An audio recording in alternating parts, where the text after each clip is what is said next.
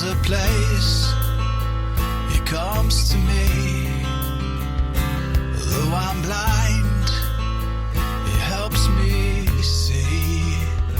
Though I see dimly in this place, one day I'll see Him face to face.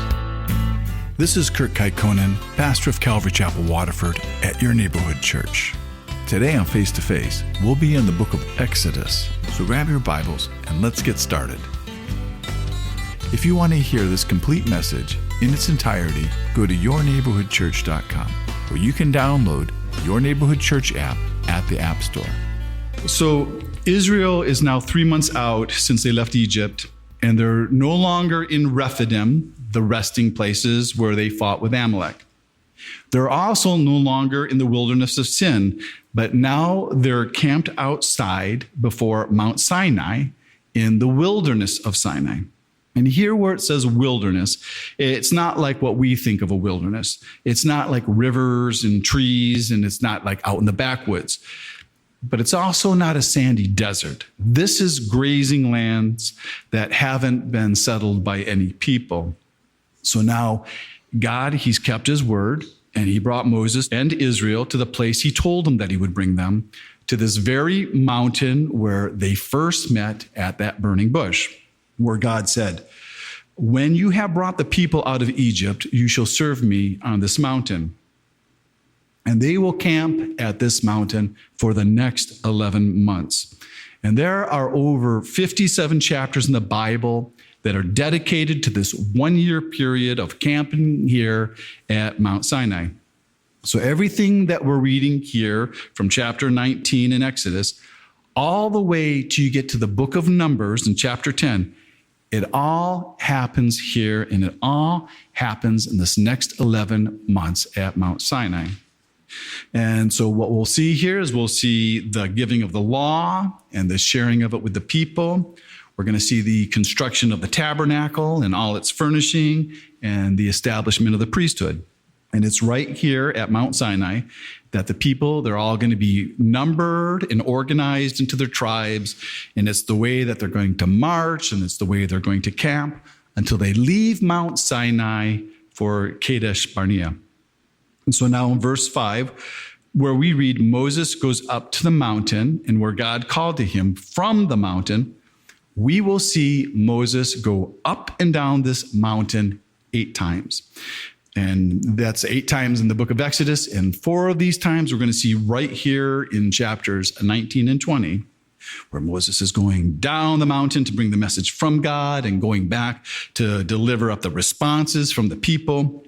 And if this was the traditional site of Mount Sinai, it would be described as a large pulpit with a steep mountain jutting up in the middle of a wilderness. But there's a lot of people who don't believe that the traditional site located on the Sinai Peninsula is the correct location, because Mount Sinai is supposed to be located in the region of Midian, where Jethro lived, which is on the east side of the Gulf of Aqaba in modern Saudi Arabia. And that's exactly where the Apostle Paul described Mount Sinai in Galatians 4:25. And so this is where the historians and the archaeologists believe it to be.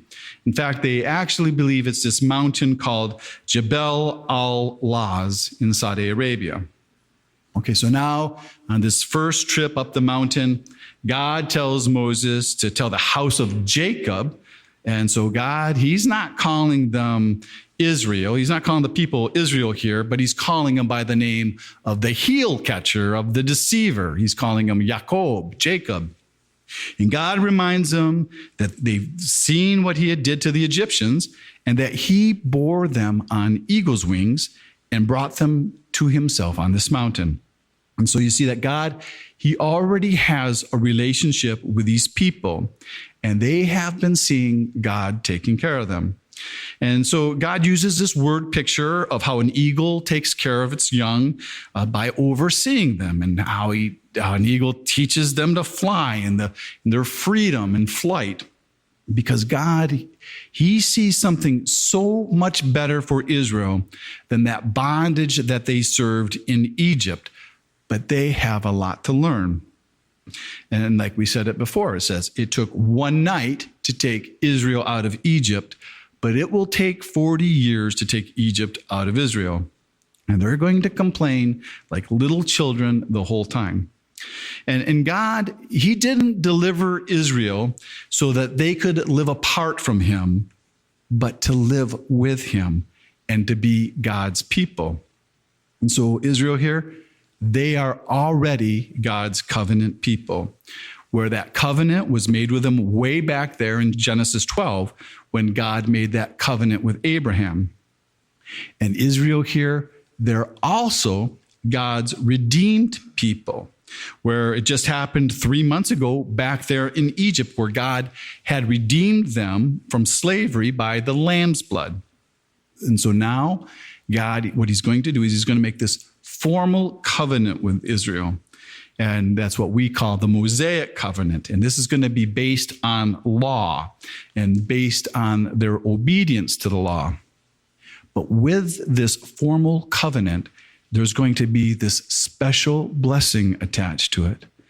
Blessings like living in God's own land and living with God and being his special treasure, a people above all the people of the world, where they're going to be a kingdom of priests, which means they're going to represent God to all the other nations who don't know God. And they're going to be bringing all those other nations before God, where God now is going to use Israel to reach the whole earth and to bring them to him. And that's because all the nations belong to the Lord, because he's the creator of us all. But God here, he chose Israel to be this special treasure. And it's not because they were better than anyone else, but it's because he set them apart to be this blessing, to bless the whole world. Now, we as Christian believers, we are also God's people, and we're also called a nation of priests. And we're told that by the apostle Peter in 1 Peter 2:9, where Peter tells us, you are a chosen generation, a royal priesthood, a holy nation, his own special people, that you may proclaim the praises of him who called you out of darkness into his marvelous light. And this is what the nation of Israel was supposed to do and what they were supposed to be in the world, to all the nations in the Old Testament. And actually, that's actually what they did, because this will all happen through Jesus Christ, who actually came through the Jews. Okay, so Moses, he now walks down the mountain and he calls all these elders together, and Moses tells them the great news for them. God wants to make you his special people. And with all these great promises, with this new formal covenant, and they don't even think about it. They don't even ask, hey, what's going to be required in this agreement? They're just very, very excited to be God's special treasure, because these guys, they've seen what God can do. And they all say, we'll do it. We'll obey the Lord. And this is long before they're ever told the terms of what the covenant will be or what they'll involve, because God hasn't told them what they're going to have to obey.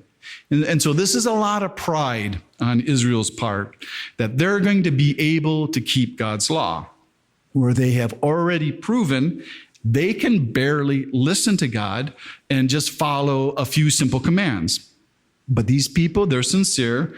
They're just ignorant in thinking that this is going to be easy.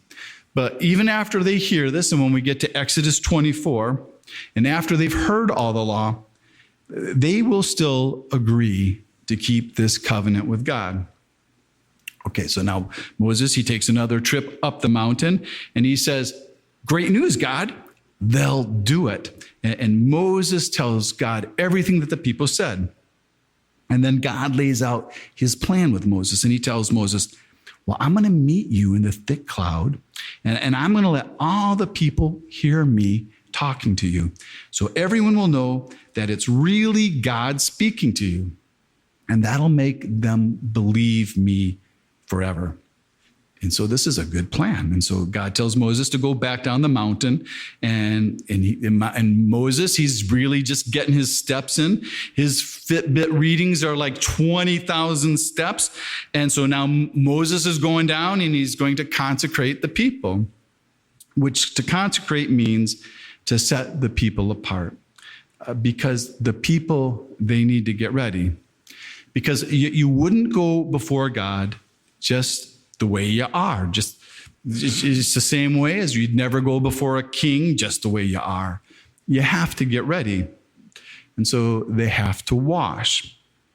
Because Israel, they didn't take showers every day. They didn't always have access to a lot of soap, and they didn't have a lot of extra water. And they're supposed to wash their clothes. And in most cases, these people, they didn't even have 2 sets of clothes. Only the wealthy had more than 1 set of clothes. So changing your clothes and bathing, they weren't regular things. It often meant that there's going to be this new beginning. And we saw that back in Genesis when Jacob and his family went to Bethel to meet God. They all washed and they all changed their clothes. And we also saw that when Joseph, when he came out of prison to meet the Pharaoh, he was washed and they changed his clothes. So now you got the camp and everybody's getting ready and they're trying to look their best because they're going to meet God in 3 days because God's coming down on the mountain for everybody to see. But you can't get too close to that mountain because you'll die.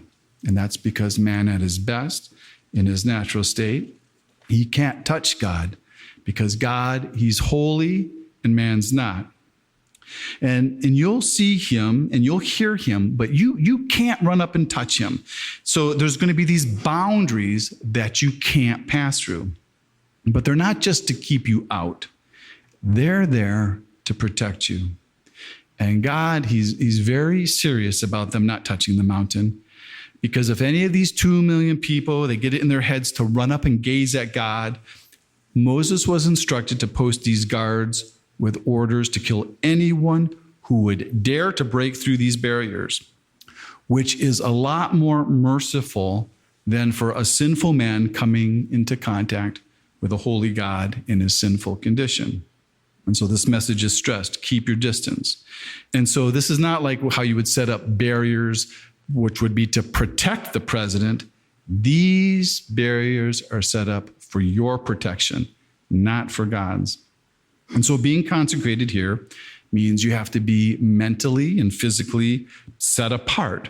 So you're not to be distracted with your daily activities. And so the men, they're all instructed to stay apart from your normal intimacy that you'd have with your wives for the next 3 days in preparing to meet with God. And this instruction for men not to be intimate with their wives is in no way saying that the act of intimacy in marriage is defiling. This is more like fasting. This is more like doing this to prepare your heart. And so they all do this. And now it's the 3rd day, and there's all this thundering and lightning, and then they hear the trumpet from heaven. And that trumpet is the signal to come to the mountain. You've been listening to Face to Face. Face to Face on this radio station has been provided by Your Neighborhood Church. If you want to help support Face to Face and put this program on other stations just like yours, you can contact us at yourneighborhoodchurch.com or write Your Neighborhood Church, P.O. Box 500, Romeo, Michigan 48065. There's a place he comes to me. Though I'm blind, he helps me see. Though I see dimly in this place, one day I'll see him face to face. Tune in again tomorrow at this same time as we continue to go through the Bible.